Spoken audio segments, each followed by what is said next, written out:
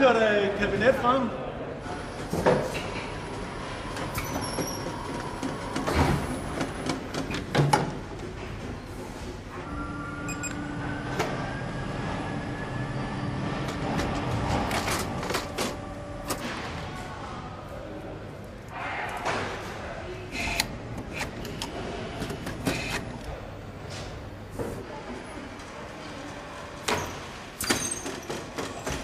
This factory here is the newest in the world. It's just opening today, and it's also very, very automized.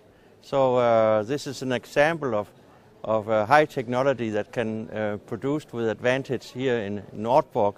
In this old factory, actually it was the first factory made with bricks that Danfoss had, and in 1951 it was made.